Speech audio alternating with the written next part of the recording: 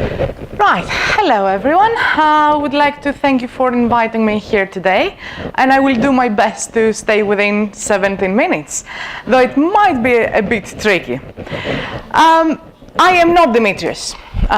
This is Demetrius Bouchalis, and he works for University of Bournemouth. He's one of the most prolific authors within tourism and tourism management. That is me. And I work for University of Derby. We are a school in the UK, and we are looking in tourism, hospitality, events, and spa. But my personal interests nowadays lie more within wellness. Wellness as the grander idea of accessibility as well as well-being, and lots of different things we can do to keep ourselves healthy and happy. I do understand that some of you are also interested in accessibility and accessible destinations, so I'm one of the co-editors for a special issue on accessible destinations. I proofread it yesterday, so it should be out in a couple of weeks, so if you want to keep an eye on that. So advertisement is done, let's look at what we're doing today. Well, within these 20 minutes, there are 3 key areas I would like to talk about, and these are not separate, they are quite interlinked. So I will be talking about destination marketing and management, and then looking at the tools, how we can create value for our customers, and then what that does actually mean for our reputation and reputation management. So I'll start with the destination marketing. We have different destinations at different points in time. Some of them are underdeveloped, some of them are developed, and it is important when you're right there at the top, and quite a few European destinations have reached stagnation. And at that point, it is crucial to see if we are going to do something to rejuvenate, stay where we are, and actually avoid decline. Now, each destination is unique, because you have your infrastructure, your heritage, your attractions, the particular markets you're addressing. So each destination has a unique selling point, and we need to see what that unique selling point is and how does that make a difference between one destination to another. So what we really need to do is reposition tourism at this point in time. If we want to remain competitive, we need to look at different markets. We have the emerging economies, and they are significant markets. Are we targeting them? What can we do? Different products. Are we designing products that are different from our competitors and even within our own portfolios? And to do that, we need to look at the different opportunities, internal and external, or in terms of crisis, how do we rejuvenate destinations after crisis? Now, what is important at this point is to understand the traveler. What does the traveler do? They think about the destination, they search for information, they evaluate the decisions, and then they make a purchase. Now, this is traditional consumer behavior, but that translates into travel into 6 stages of travel. Now, we have to look at planning, booking, anticipating, en route, and destinations, and then 6 is dreaming. I would argue that dreaming comes first, and then you start the planning, but that's me. What is important, however, is that destinations usually focus only what happens at the destination, at the location. We cannot afford to do that anymore. We need to engage with our customers throughout the value chain. Because then, we are one of the many destinations that customers are looking for. Is it going to be us, or is it going to be one of our competitors? Which brings us to what can we do to actually get the customers to come to our destination. We have to realize, and as my colleague just mentioned before, we live in a very digitized area.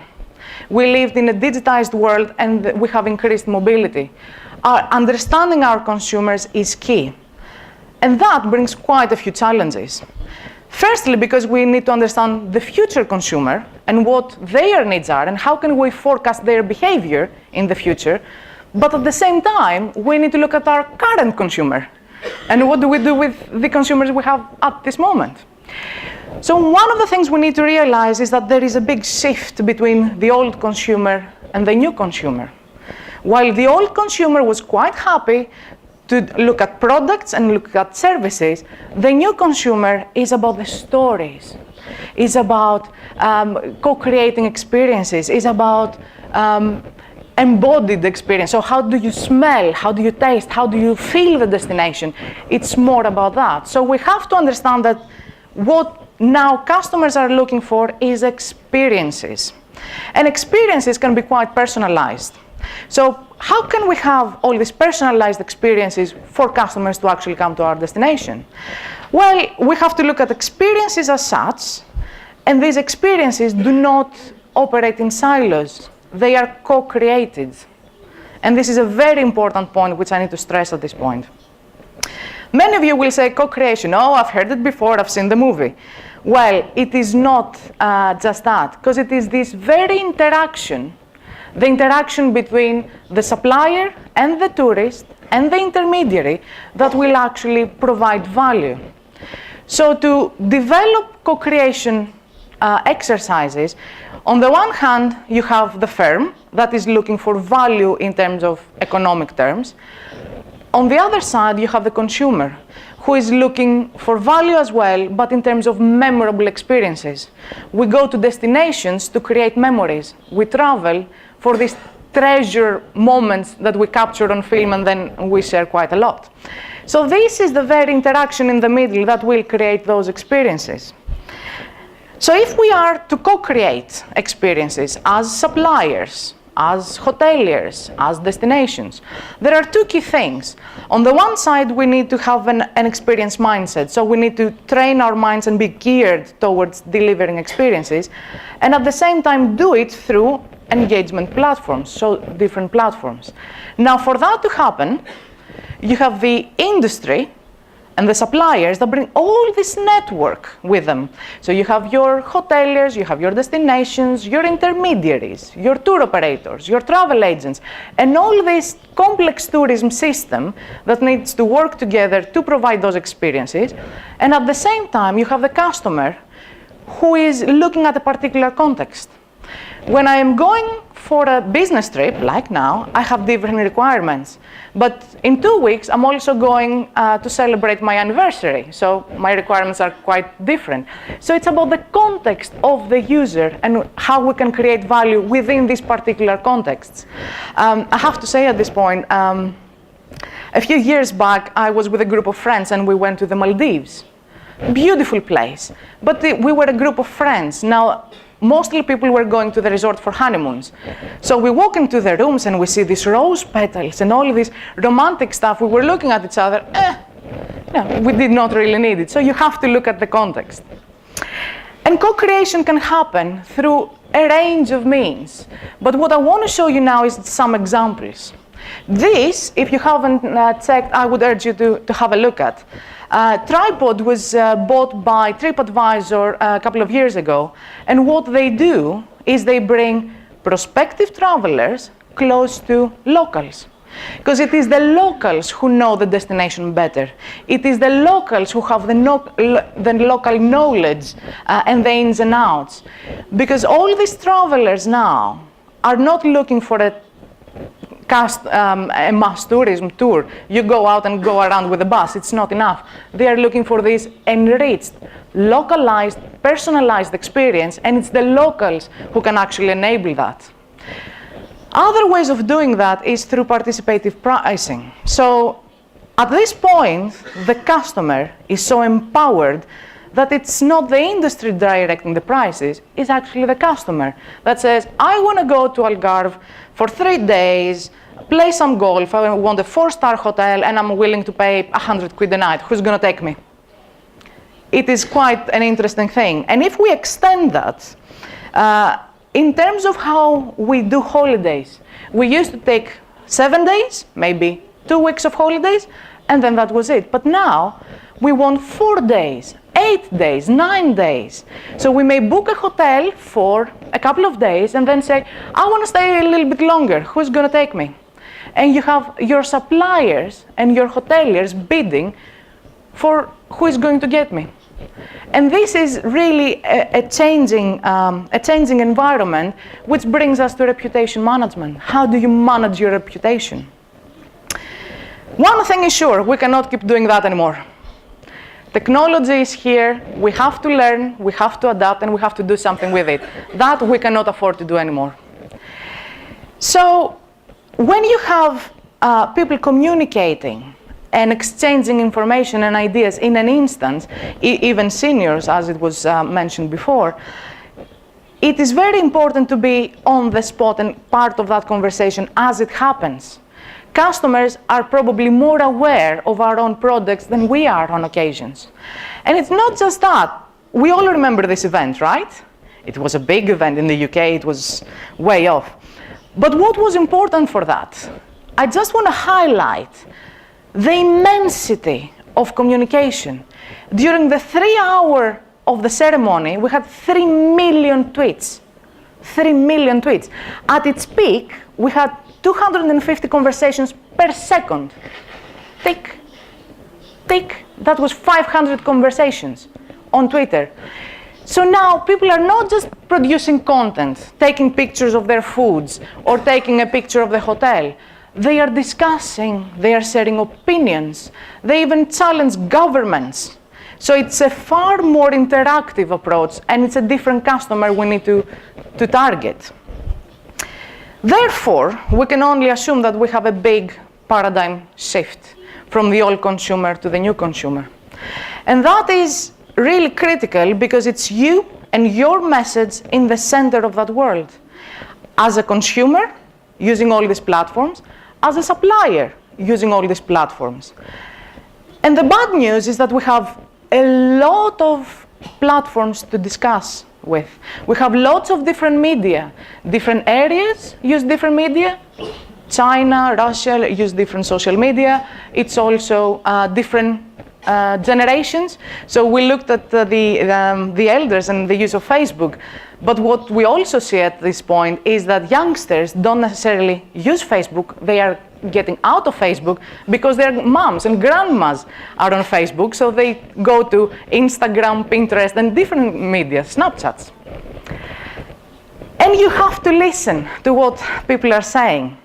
I'm not going to play the video, but I would welcome you to have a look. This is a guy who was taking a flight with American Airlines. And the guys were just throwing the guitars out, and they broke his guitar. He was going for a concert. So he made a song for United Airlines, and he put it on YouTube.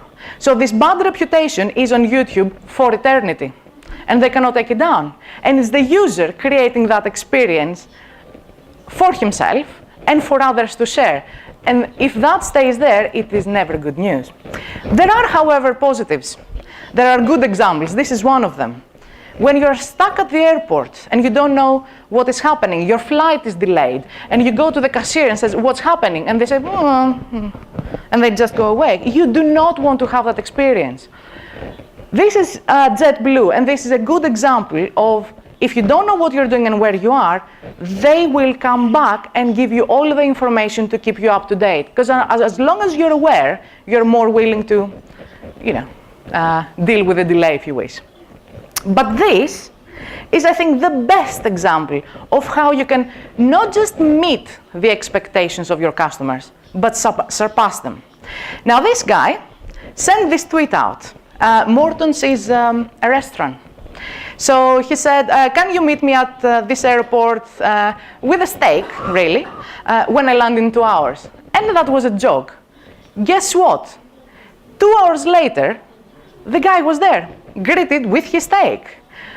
That led to an explosion of tweets.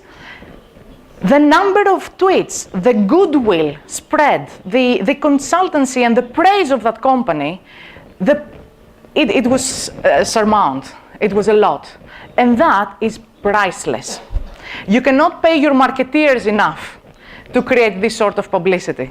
But with a little bit of help and listening to these conversations, you can really, really surpass your customers' expectations. And it's not just a game. Online marketing is not something that it would be nice to have. It has a direct impact on your bottom line. And what we realize is that this online era and this online activity is challenging the way we operate and what our supply chain networks look like. Because it's about three things, really. It's about anywhere, you have to service your customer anywhere in the world, considering the increased mobilities of populations. It's about any device. It's quite funny how many devices we carry with them. We are all next to our mobiles, or a few meters away. If it's not close, I feel insecure.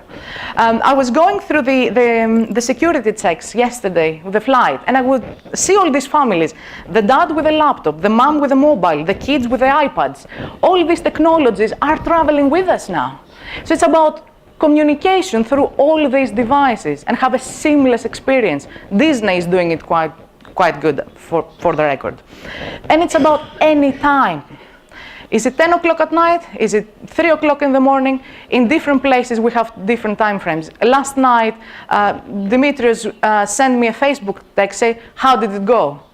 It hasn't gone yet. I just arrived today. So this communication about real time is very important. And this I nicked from Priceline. These are e-commerce companies that exist now that are worth more than £1 billion. Is that interesting? Could be. What is really interesting is that most of them did not exist a few years back. And what is even more important is that all of them are focusing on mobile, because mobile is the future. Not just mobile, it's about the integration of information through all your different platforms. So you have no option but to listen to your customers, respond to your customers, engage with your customers. We have no option but to do that. That's the only way forward. And we looked at the 6 stages before, but this comes from Google, and they say, okay, what we really know is that customers are experiencing, they are dreaming, they are researching, they are booking the destination, but the one thing that they always do is sharing throughout all the stages. And this sharing is where we need to tap into. And it is important, even if you have a hotel, a small bed and breakfast, a small cafe around the corner, an attraction, any supply that you have, any business that you have, people are talking about you. They are tweeting about you. They are putting a check-in on Facebook. They are sharing information about you. We cannot afford anymore not to be part of that conversation, because they will do it regardless if we do it or not. So we really need to be part of that conversation. And I do understand that this looks like a jungle. And managing that jungle can be quite daunting at times. But what we need to realize is that our marketing campaigns, and we all have marketing, our offline marketing, cannot be separate from our online marketing. If anything, we need to streamline our online activities to our offline activities. And even more so, not just have them separate and linking them, but have an omnipotent strategy that uses all the different sources of information we have about the customer in order to create this path towards loyalty, which is the desired outcome. Now, this is just a little bit of some examples of what you can do to promote your business. I want to mention this one in particular because there was a guy in a wheelchair that had a blog in Brighton and was giving information about the facilities, the attractions, and accessible routes within the destination. And it was that good that the official DMO, the official destination management organization, actually used users' content to promote on their official website. So it is important to engage with your customers. If the authorities can do it, so can you. And also in terms of mobile, because we have this huge rise of mobile, we have to make use of it. And then if we are to link it with wellness or accessibility or whatever market we are really targeting, it has to be a core part of our strategies. So if I know these are all these platforms and different things that are used for different reasons. But if we were to simplify, what do we really need to do? The first thing is tell your story. It's about you, your story, your personal experiences, your personal journeys. This is what people are really looking for. They don't want to speak marketese anymore. Marketese is not a language. If anything, we are shying away from marketing. We don't trust these people. They are evil, they're trying to get us. It's about you and your journey and the reality of what is happening. And by telling your story, you start building a community. People that are interested in your product, interested in your services, interested in your stories and how you manage that. And then by looking at these different markets and engaging your customers, building this community, you give them call for action. And they will do the marketing for you. And that is the most powerful version of marketing you could really have. And it is important, because especially if we are bringing it back to destinations. What we think is destination is not necessarily what customers think our destination is. So our product, our branding, our positioning is not led anymore by marketeers or destination management organizations. It's co-created by what the users say about us. What do customers take pictures of at your destination? Is this your intended selfie? Where are the most selfies taken at your destination? You may want to look at that and then rebrand to compete with other destinations, because my customers are getting these selfies in this tower here that you don't have. And it is about technology. We have to learn technology. We have to adapt to technology. It gives us so many opportunities to do so many beautiful things. I do understand that some people are a bit reluctant and they may be afraid of technology or not really knowing what to do about it. It's fine. No one knows. These things change so fast that no one can really be an expert, but we have to give it a try.